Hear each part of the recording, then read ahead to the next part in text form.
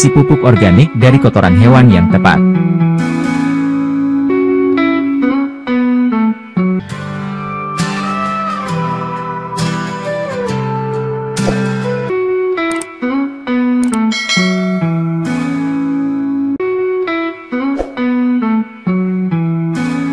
Kita menyadari bahwa tanaman jagung atau Zea mays merupakan salah satu tanaman pangan dengan daya adaptasi yang tinggi. Hal ini menyebabkan jagung dibudidayakan di banyak tempat dan pada kondisi geografis yang berbeda.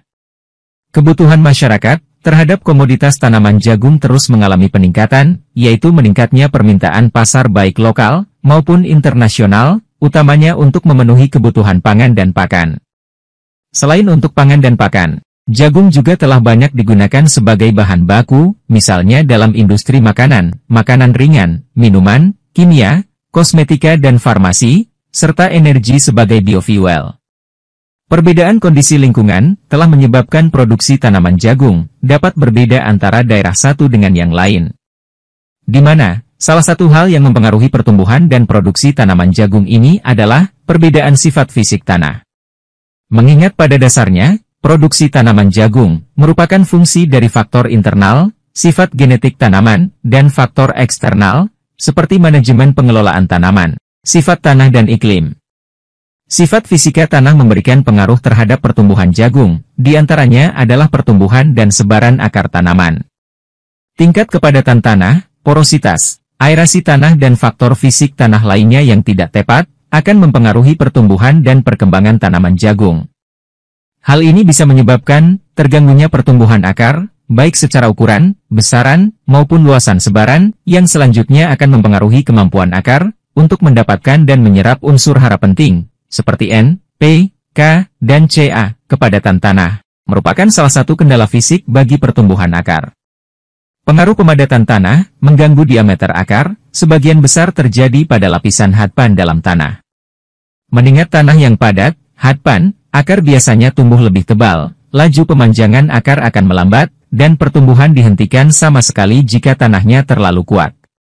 Beberapa hasil pengujian menunjukkan bahwa pupuk organik akan mengurangi tingkat kekerasan tanah di daerah rhizosfer pada tanaman jagung. Panjang akar total, diameter sebaran akar, dan kedalaman pertumbuhan akar menjadi hal penting dalam memastikan tanaman jagung tumbuh dengan baik, dan mampu menyerap air dan unsur hara yang dibutuhkan selama fase hidupnya.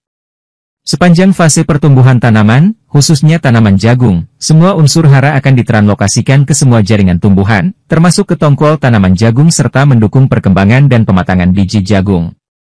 Akar adalah bagian dari tumbuhan yang tumbuh ke arah bawah yaitu dalam media tumbuh.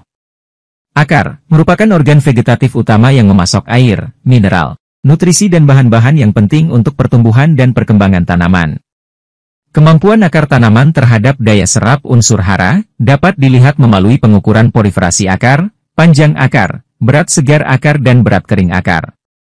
Proliferasi akar menunjukkan besar jumlah perkembangan akar tanaman, baik secara vertikal maupun horizontal, sehingga dapat diketahui kemampuan akar dalam menjangkau dan menyerap air serta nutrisi. Pertumbuhan akar meliputi pemanjangan dan pelebaran akar yang akan dipengaruhi oleh faktor media dan faktor lingkungan. Sistem perakaran tanaman dapat dipengaruhi oleh kondisi tanah atau media tumbuh tanaman. Berat segar akar menunjukkan kandungan air dan nutrisi pada jaringan akar. Penimbangan berat segar akar bertujuan untuk mengetahui serapan air dan nutrisi yang terkandung dalam akar. Akar mampu merespon terhadap distribusi unsur hara dan air. Rendahnya ketersediaan unsur hara memberikan respon perkembangan akar yang lebih banyak, sehingga menjadi lebih berat, karena akar berupaya untuk mendapatkan unsur hara dan air yang cukup bagi perkembangan tanaman. Tanaman yang tumbuh dalam kondisi kekurangan air akan membentuk jumlah akar yang lebih banyak namun dengan hasil pertumbuhan yang lebih rendah daripada tanaman dalam kecukupan air. Perkembangan akar yang baik juga dipengaruhi dengan pemberian pupuk kandang yang berasal dari kotoran hewan seperti ayam, sapi, dan kambing. 1. Pupuk organik dari kotoran hewan biasanya relatif lebih mudah diperoleh dengan komposisi rata-rata. Memiliki kandungan hara, nitrogen sekitar 0,70%. Fosfor, sekitar 0,40%. Dan kalium sekitar 0,25%.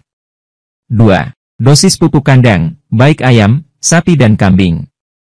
berpengaruh pada pertumbuhan tanaman jagung. Secara spesifik tercantum pada video kami sebelumnya. 3. Pupuk organik, kotoran sapi, ayam, dan kambing, untuk dijadikan sebagai pupuk dasar, yaitu aplikasi berbarengan dengan persiapan lahan, selain menyediakan hara juga memperbaiki sifat fisik dan biologi tanah. Semoga bermanfaat.